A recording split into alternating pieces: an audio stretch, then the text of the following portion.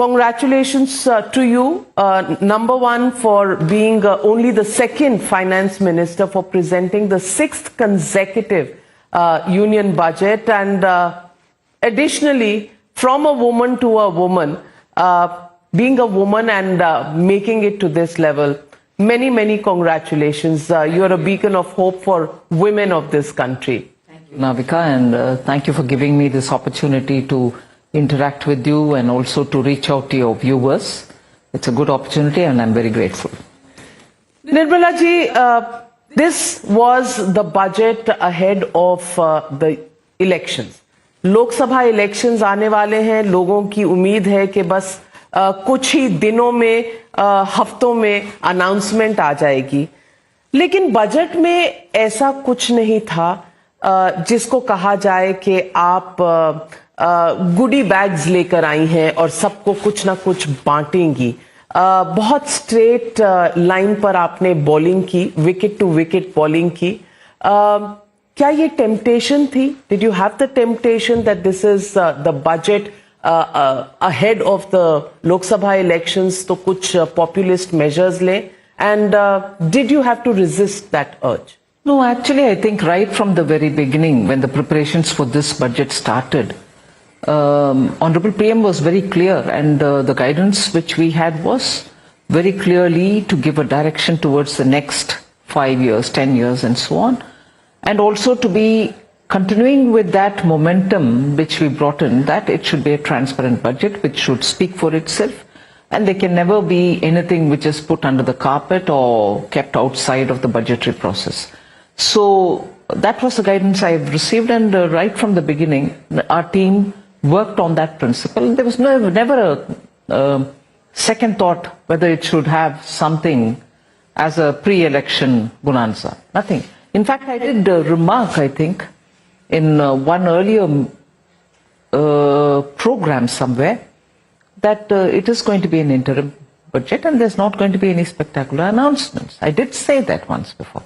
पर लोगों की उम्मीद है कि जाती ही नहीं कि कुछ तो मिडिल क्लासेस को टैक्स ब्रेक्स मिल जाते, कुछ कहीं पर राहत मिल जाती, क्योंकि महंगाई भी है और चैलेंजेस भी हैं. और खास करके ऑपोजिशन को अगर आप सुने, पूर्व वित्त मंत्री, the previous finance minister mister P Chidambaram, उन्होंने आपकी अटेंशन ड्रॉ की है to the huge unemployment problem as well as the problem of women having a lower participation as far as the workforce is concerned. How do you respond to that criticism? No, first of all, this is an interim budget. And conveniently, if anyone wants to tell me that, look, we have expectations there, you should have addressed this, you should have addressed that, the very same people I'm sure would have had an opportunity to say, चुनाव से पहले के वाले budget में तो चुनाव ही intention के साथ आपने बजट बना दिया. फिर ठीक है, लोग जो विपक्ष में बैठते हैं उनको तो अधिकार बनता ही है कि कमेंट ही करते रहो. उसमें से जो विषय है उसको तो मैं जरूर सुनूंगी और उसके ऊपर विचार भी करूंगी, मगर ये नहीं है कि जो उन्होंने कमेंट कर दिया वही सही है.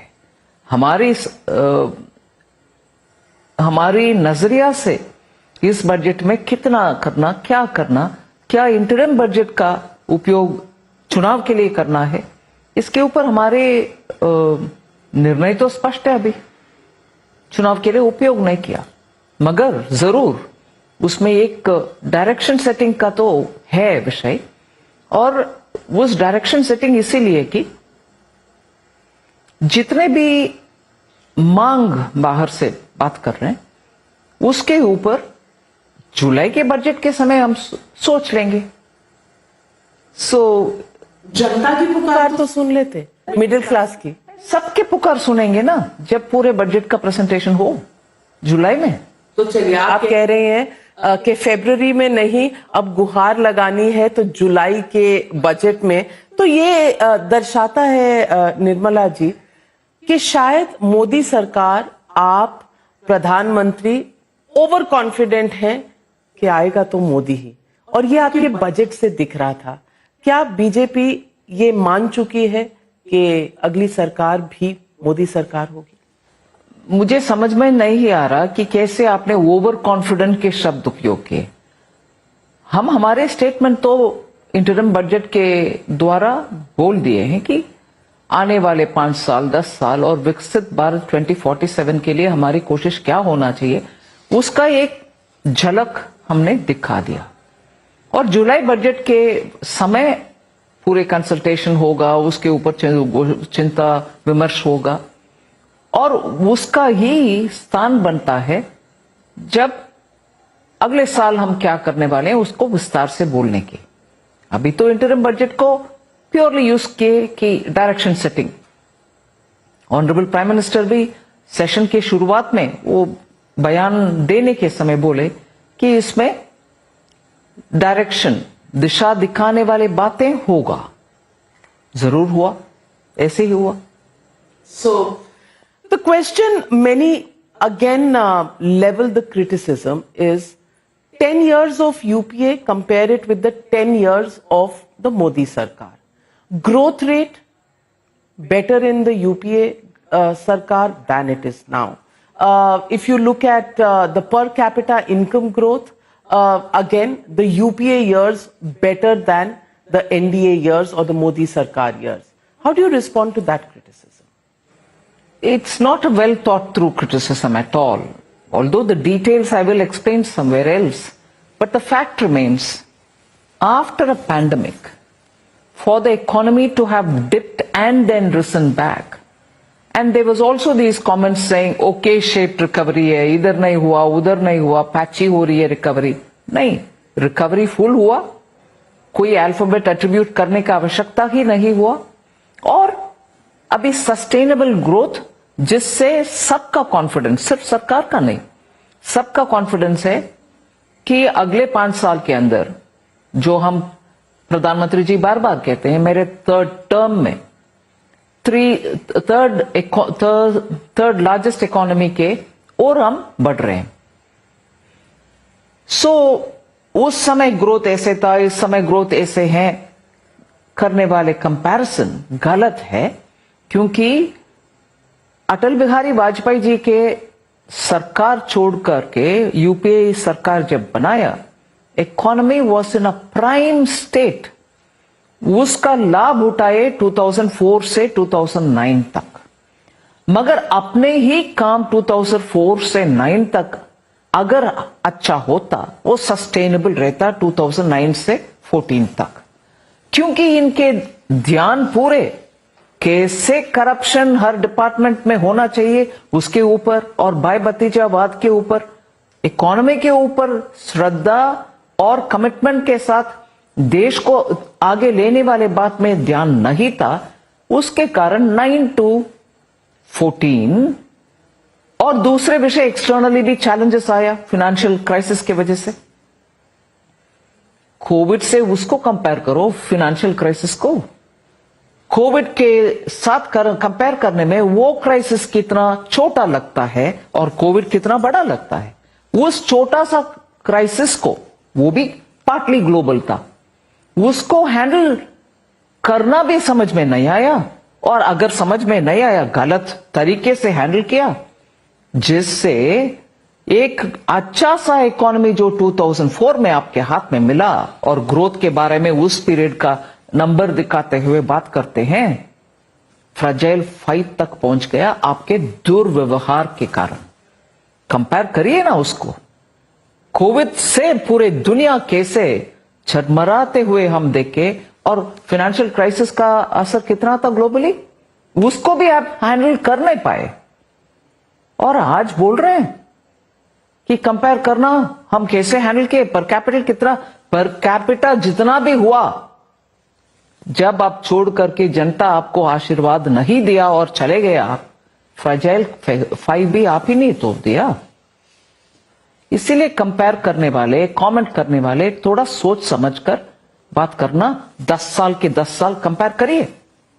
Well, I hope Mr. P. Chidambaram is listening to your response to his criticism and his statements in a press conference held on Budget Day. But let me ask you, you have emphasized on discipline, fiscal discipline target of 5.1% of the GDP, do you think you will be able to sustain? The fact of the matter is that you've given the direction to battery operated green energy vehicles, research and development in the country, capital investment in infrastructure, skill development.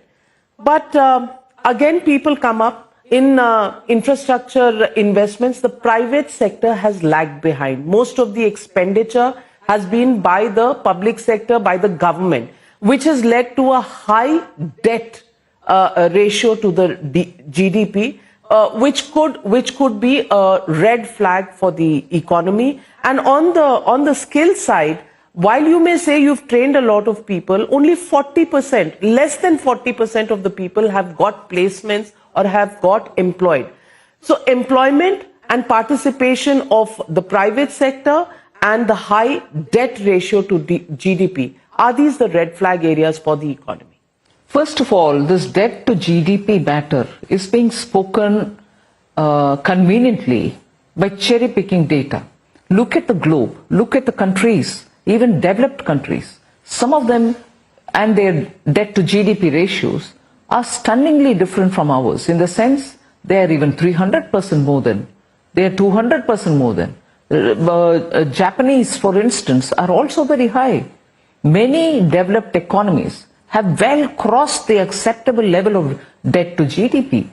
And in that context, for us to be somewhere in the range of 80 and also be in the range coming downwards, to raise a red flag and say, is this a dangerous situation? And it is not a government which borrowed for no reason. Post-COVID, particularly because many such compensation had to be borrowed for, and also the states had to take that load, and many of our own programs had to be funded, without stopping or cutting down the budget on many welfare schemes. If the government had to go through that period when your revenue generation had almost come to a halt, how would you expect the government to function without borrowing? It will borrow. But it was done with responsibility, and that is why it stays where it is. So I've given you the comparison between a developed country and an emerging market country like ours, and also showing how we are handling debt. Even today, making sure that your fiscal discipline is not lost, and making sure that we'll reorganize ourselves. And the borrowing that we are announcing is far lesser than what the market expected us to do.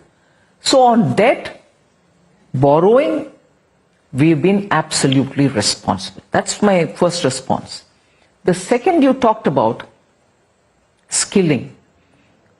All over the country, industry is today looking at a complete resetting of its business models.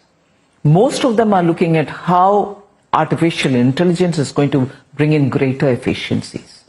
They want to recruit people, but there's also this concern that many of them have still got to acquire a lot of artificial intelligence related skills with which they can be readily recruited. So there is a shift happening. At this time, to pin our argument on one particular set of data or on the other particular set of data is only going to give you a partial picture. So I would suggest that even as all of us are equally concerned about our youth wanting to have greater skills, such skills with which they can get into the market, we should equally accommodate for a period where the readjustment is happening, both for industry and for the labor force as well, for which the government is, as I said in the last budget, that we will establish 3 Institute of Excellence for greater study and work in artificial intelligence. So our attention is there. We want to help industry also to tell us how. I'm very clear that we have had quite a lot of engagement with the NASSCOM to make sure that they give us the kind of skill sets, curriculum for it, and also to make sure that kind of a training is provided. So activities are happening with the advice of the concerned industry itself. The other point that you did raise, that industry, are they coming forward for investment? Is it happening or not? I would say industry, first of all, it took some time for them because Again, going back to the fragile five economy time, wasn't there a twin balance sheet problem? Industries' balance sheet, banks' balance sheet were all suffering because banks were made to extend loans on telephone orders from somewhere, and they extended for fear of authority. Many of them couldn't even get the money back.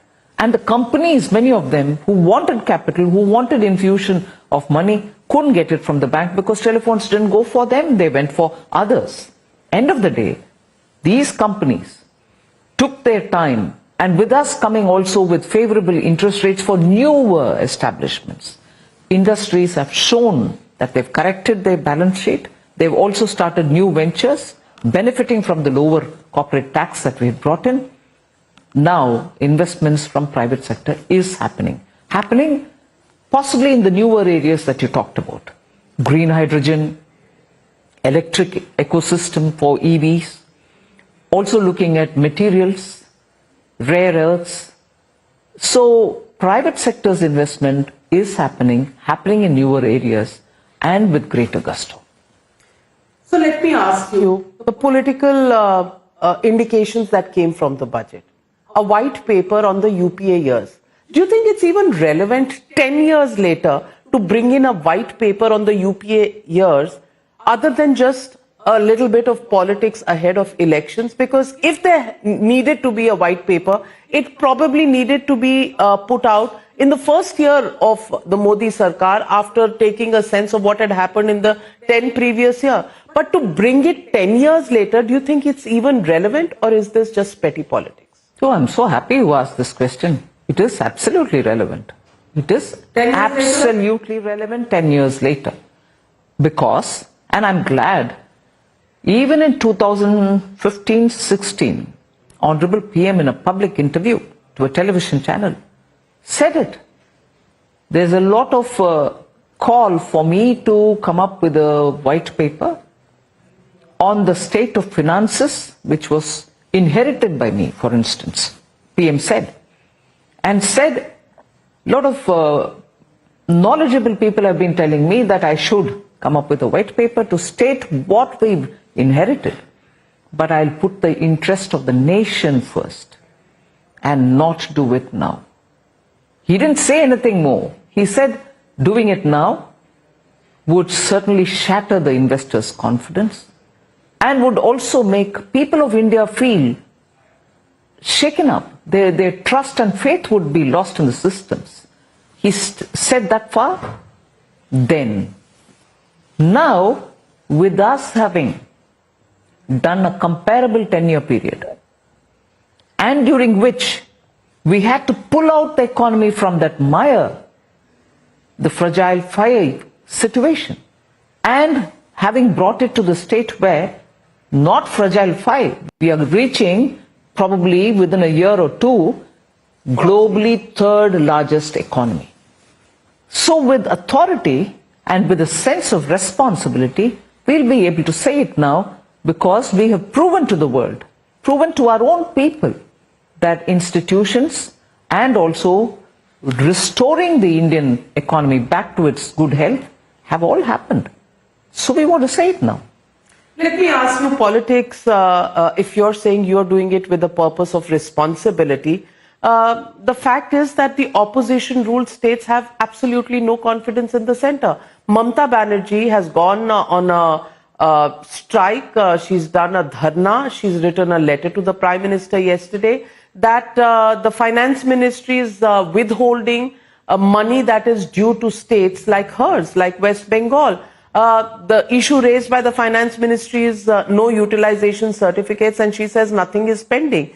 Why is there just so much confrontation between the central government and the federal governments in states, especially ruled by the opposition? I don't think there is a confrontation, Navika. It is more establishing the rule of law. Parliament of India passes and approves a certain scheme, a yojana. And when the monies are sent for the state to utilize for that scheme, if they rebrand it, if they bring in objectionable things which the CAG pulls out, saying, I'm sorry, you've given it for people who are not eligible. CAG says, no, you've given it for people who don't exist. Are they not critical criteria on the basis of which the centre is duty bound, because we answer in the parliament, to tell the states, what's this which the CAG has said? Would you do some correction and come back? They sit over it, they deny it, and then when they try to correct it, they don't do a complete job of it. And then they sit over it again and then send the utilization certificate after 2 full years or 2.5 years. And then keep pointing out, saying it's pending from then, without saying we went wrong. And it was right of the centre to say what was approved in the parliament, you should implement it as per the letter and spirit of what was approved. You don't rebrand it. You don't spend it on people who are not eligible. You don't then argue with everybody and say, this is how I'll do it, but you'll have to release it. No, sorry, I'll have to answer in the parliament. How will I release it for a program which is not approved by the parliament? So if these questions are asked, in a way, speaking as they say, truth to power, no, it's not like that. It's confrontation. Centre is stopping. You're doing wrong, yeah? Truth to power can be done by people who are not in power. People like us can question truth to power. But you are the Union Finance Minister. Your, stating or giving any diktats to a chief minister is not truth to power. Because you media don't ask the truth to power question to those people. You keep asking us. We are boycotted by those. I'm asking through you. Is it not true that it was rebranded? Is it not true that you tried putting names of people who don't exist in the villages? Or is it not true that your utilization certificates came so late sometimes? And when you rebrand it and launch it to your favor, we'll have to just sit and watch. It's about the name. Mamta Banerjee versus Modi name. That's the problem. It's also, there's no Modi name. It's PM. There's no Modi name here. All right, fine. But that is one thing. Second, the intensity with which the questions are asked, the same intensity with which course corrections don't happen. So, because they boycott you, you don't ask. And when we ask and we stand up in the parliament with the records and say this is what is going on, no, we won't hear your answer, we'll walk out or bang or thump on the desk and call us names and go away. I want them to come to the parliament and ask me these questions. I'll give with the facts as to how their schemes are all distorted and they want us to go with the malpractice there. I'm sorry, no.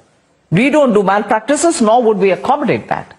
There is also a statement that came from Mr. D.K. Suresh, Member of Parliament from the Congress Party, who said southern states contribute so much to the tax kitty and they get nothing in return because everything is redirected to the northern states, obviously hinting at your stronghold areas in the Hindi heartland.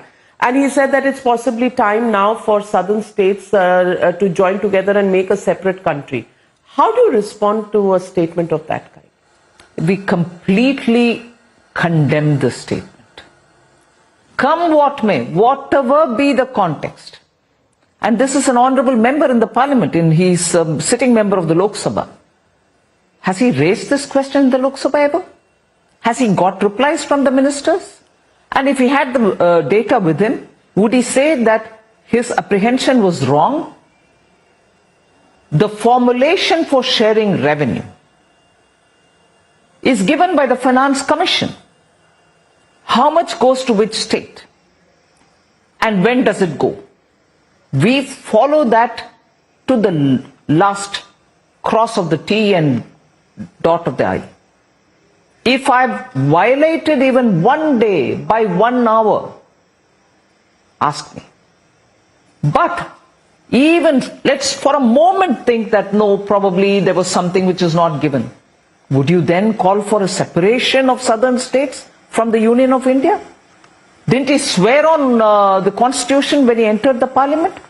Even before contesting an election, you expected to swear on the oath? And then after winning, and then after coming into the Lok Sabha? Has the sitting member forgotten it? And he is no less than the brother of the Deputy Chief Minister, coming from the state to which the party's All India President Shri Mallikarjun Kharge ji comes from. And if this is the statement, you think it's right? It's wrong on every count. Southern states get their due.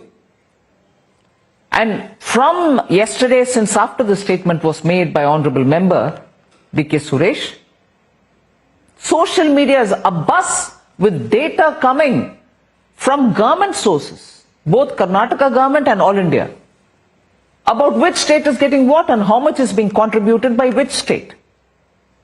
If that's the argument, first of all, then let me ask, within Karnataka, Kalyan Karnataka doesn't get enough money. Bangalore generates a lot of money. Can then Bangalore say, I'm sorry, we want to be away from Karnataka, or we are not getting enough money from Karnataka's revenue? Can this kind of a talk be encouraged? Karnataka, Bangalore contributes a lot.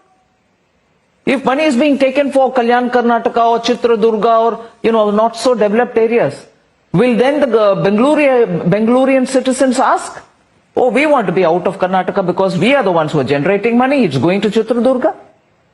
Is this the way country is governed? And is this what a responsible member of parliament can speak? And then to suggest, I'm sorry, what? Separate from India? I thought we're all sitting here in the parliament remembering the constitution and unity of India. Absolutely condemnable statement. And if the Congress party doesn't pull up this member, apologize to the people of India, and the Congress president and also the former president are all sitting quiet. Earlier, when we used to say Congress is today aligned and more aligned with the Tukde gang, this is what it means. India ko tukde karo, isi raaste pe chal rahi hai Congress. Tell me if there's been a responsible pulling up of action there on that member. Has anybody apologized for the statement this man made? But Mr. Rahul Gandhi is busy with his Bharat Jodo Nyaya Yatra. But he's the one who went and stood with the Tukde gang. So you expect him to apologize for it? I don't see it. Is it the death of dialogue between the treasury benches and the opposition benches? The way I see it, on no count is there any dialogue that is happening. In fact, there is name calling from each side. Nobody is thinking of the nation as such. Everybody is doing point scoring. Election time, one understands and factors this kind of slanging matches. But isn't this the default setting of the parliament today? And does this bother you, Nirmala ji? Navika, I'm afraid I have to first call you out on something. Be my guest. What is the balancing that you're trying to do? Name calling, lack of dialogue. Don't do this balancing. You may be a media senior representative, but don't do this balancing. Be fair and forthright. To say name calling at its worst happens against the Prime Minister. We don't even respond to that. At best we say this is not good, don't do it.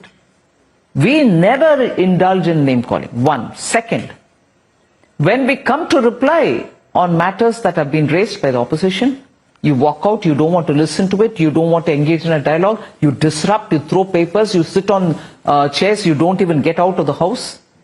Who does that? Hasn't the Prime Minister come and answered?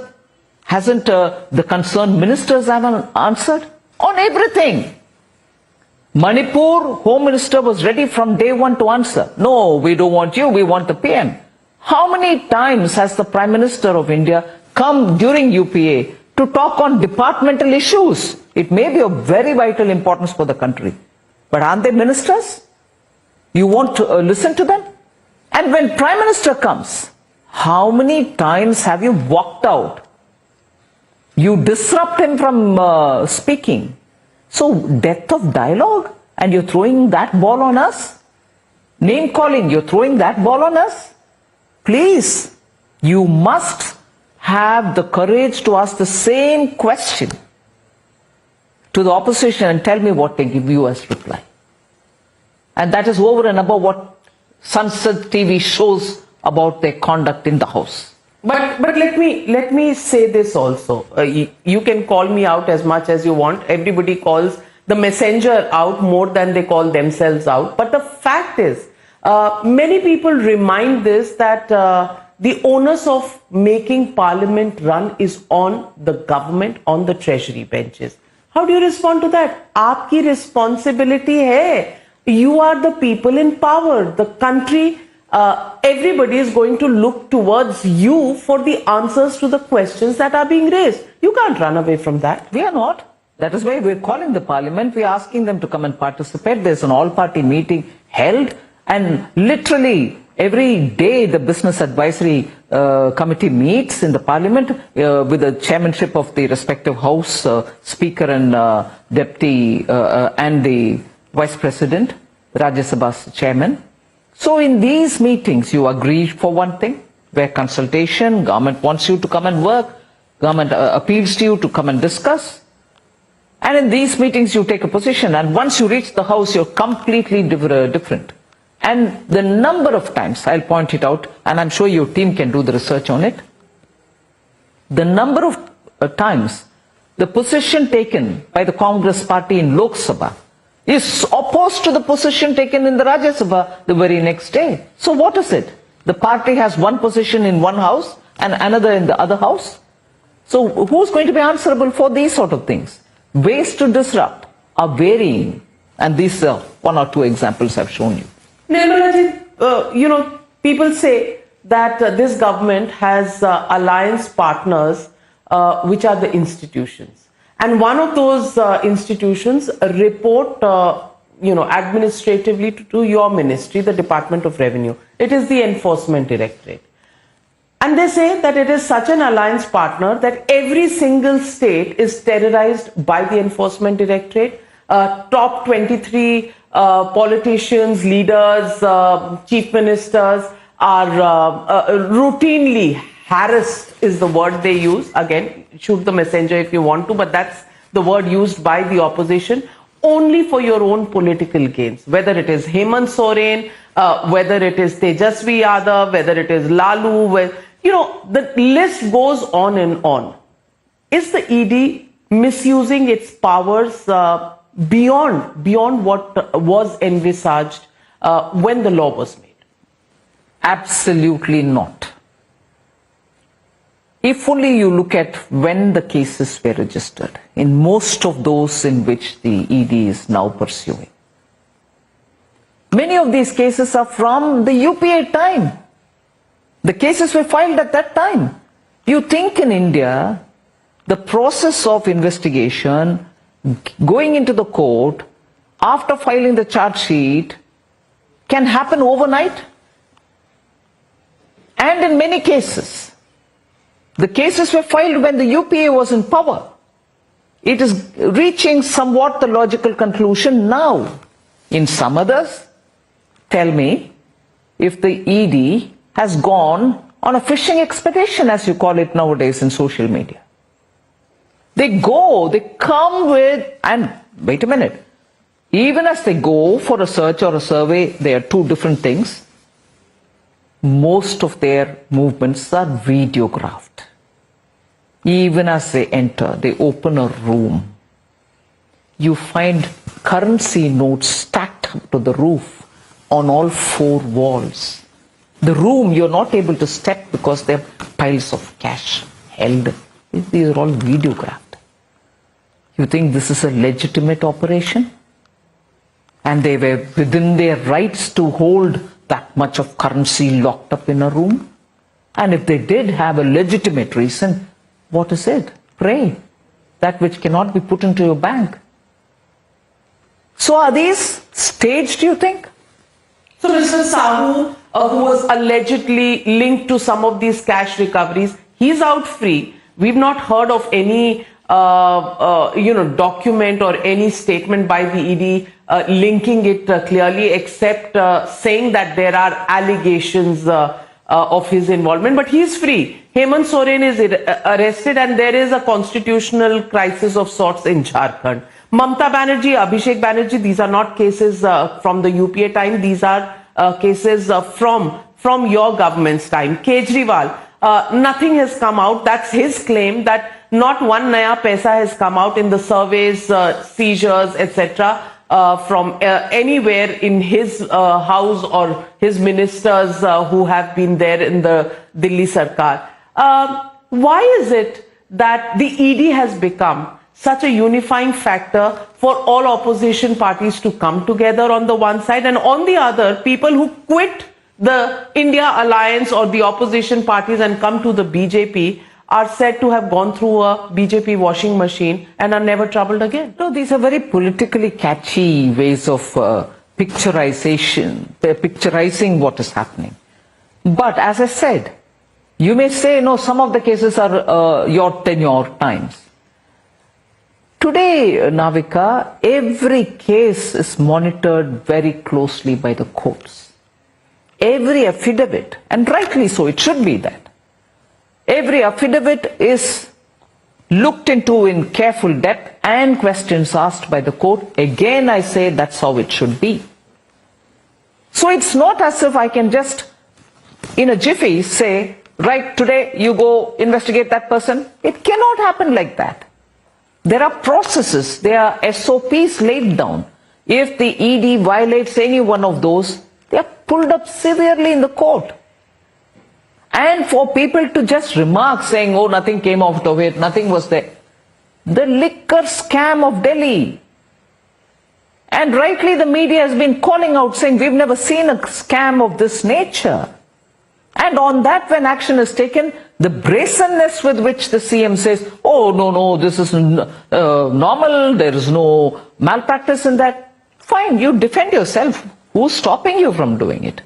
But the people are watching how outrageous this has been. And the courts are going by the merit of the case. They are not swayed by me or your statement. So you will have to please put all this in context to see what's happening. So many summons to Arvind Kejriwal. Is it the run-up to elections? I don't want to compare at all anyone with the Honorable Prime Minister. But maybe timely for us to just recall when it was issued to him. Do you recall that the Honorable Prime Minister, the then Chief Minister of Gujarat, appeared before the CBI and appeared to completely answer questions and came back saying, it's my duty, I'll answer. As a public servant, as an elected representative of the people, what is the moral standard that we are setting? Just look at that Chief Minister who is now the Prime Minister. I'm very proud that I serve with him and serve under him. He didn't say, oh, this is a politically motivated case, whilst it was 100% politically motivated against him. But he didn't say it's politically motivated. All right, come. You want to ask of me? I'll come. Before you, ask me. What? 1 hour, 2 hours, 3 hours, 9 hours. And there was no natak baji. He went inside. I don't know. I had to give him medicine. Food is reaching. Food is not reaching. Nothing of that. He went in, sat there, answered all questions, and came out and said, I've given my version of it, and went back. No whining and whinging. And how many summons did you say which was issued to the Chief Minister of Delhi? 5th? I've lost count. 5th, 6th, 7th, I don't know. And is this the way to responsibility to deal with responsibility? Wasn't that? I don't want to compare at all. And I say this openly, not because I'm part of his cabinet. No standards can be matched. It will take a lot of effort for anyone to match his standards. But didn't he go and appear? And why are you running away from it? You have nothing to hide. In Tamil, there's a proverb.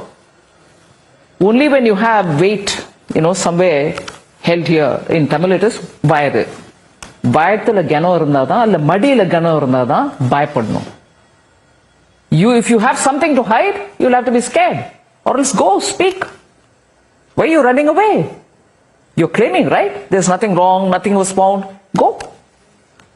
Okay, then on the issue of Paytm, let me come back to that issue because people say you have lots to hide.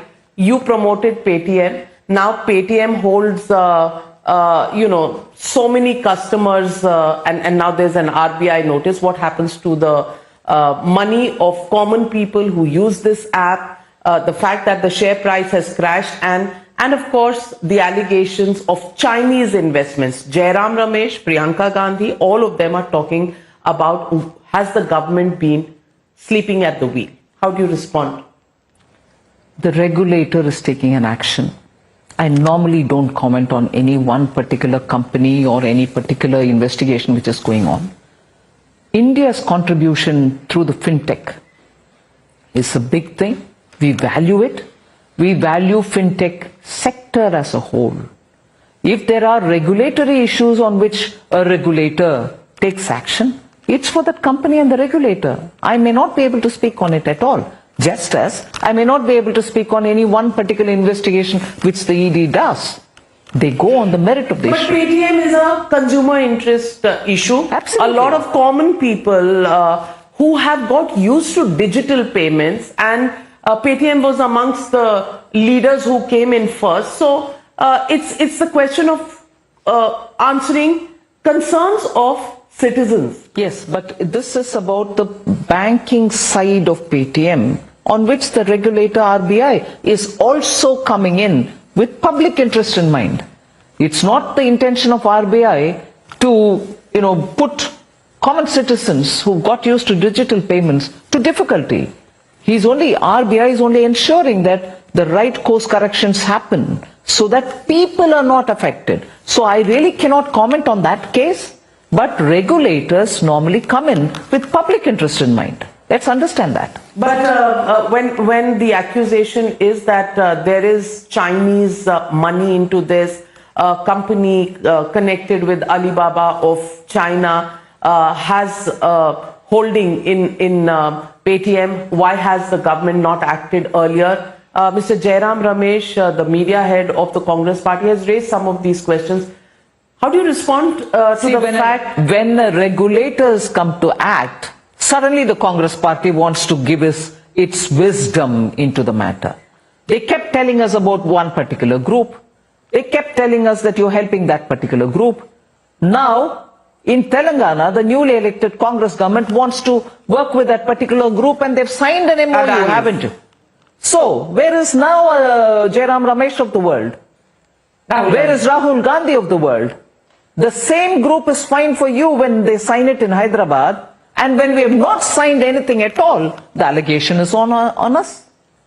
So the Congress's hypocrisy and the Congress's brazenness about doing something right in your face, but alleging others about the same thing, is an act of such brazen hypocrisy which the media doesn't want to raise or call them out, because you will now tell, oh, they have boycotted me, so I can't. None in the media would ask. I do my shows, I ask my questions every day. None in the media Nobody has been able to scare me out of speaking the truth, Nirmala ji. At least that much you will notice. Even earlier, in Kerala, I've said this in the parliament as well.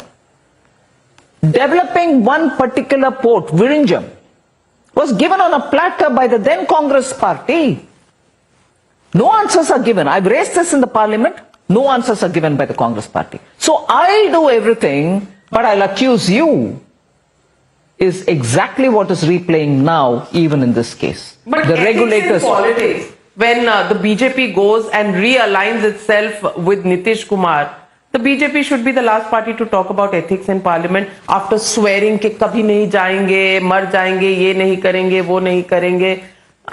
Politics is a game where Malika, you are conveniently shifting from charges of corruption, charges of pecuniary benefits, to charges of you aligning with a party which has no, ideologically no connect with you all. Come on, look at what Communist Party is doing.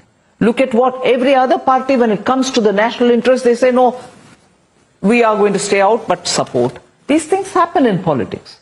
But when you compare that with outrageous corrupt practices, which the Congress is never able to defend itself, they get exposed in the court repeatedly. Let's draw a line. Well, Nirmala ji, then let's move to towards the end of the interview, where I want to ask you a rapid fire round. Rapid fire questions. This election is about performance, or is it Ram Bharose after Ram Mandir? With the blessings of Ram, but on performance. Will Gyan Vapi and the latest puja being held at the Vyas Tehkhana be the new agenda for the BJP, or will you still focus on economy, people, and benefits for citizens of this country? Economy and people and the benefits for citizens are top priority, because we've never differentiated on the basis of religion, caste, creed, nothing. So that will be going on. But civilizational issues cannot be forgotten. What do you think about Rahul Gandhi's Bharat Jodo Nyaya Yatra? Particularly because he's still in West Bengal. You heard Mamata Banerjee ji yesterday, Chief Minister, speak. 40 out of 300. And also the fact that she was not even informed. Now, agree with her, disagree with her on ideology. Isn't that protocol?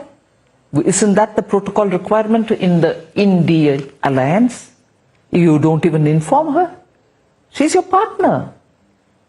Is there an India alliance today? You can see it being chipped away at various sides and corners. Who do you think is the challenger to Prime Minister Modi in this election? Rahul Gandhi, Mallikarjun Kharge, Mamata Banerjee, Arvind Kejriwal, who? And wait for it to emerge. It has still not emerged. Is it a done deal that the Modi Sarkar is coming back? Or do you worry about the region where you come from, which is the south of India, which has been the huge challenge for the BJP? We are working in South India. We are working in Kerala, we are working in Tamil Nadu, we are working in Andhra. And we'll certainly work with the people for getting their voice heard. It'll take some time for us to make a very big dent. But our work is on in the south. But as it is, I think I can say with a certain responsibility, and I recall the word you used at the beginning, not overconfidence, with a sense of responsibility, that Prime Minister Modi is coming. Nirmala Sitharaman, Rajya Sabha member of Parliament, or will you fight Lok Sabha? Presently I'm in the Rajya Sabha. Let's see what the party does with me. But most people would have started nurturing a constituency if they were to contest elections, which is just around the corner. Right. Have you started nursing a constituency? No, that's the point I've answered, saying it's the party's call. Nirmala Sitharaman as Defence Minister, Nirmala Sitharaman as Finance Minister, which has been the more fulfilling job that you've had?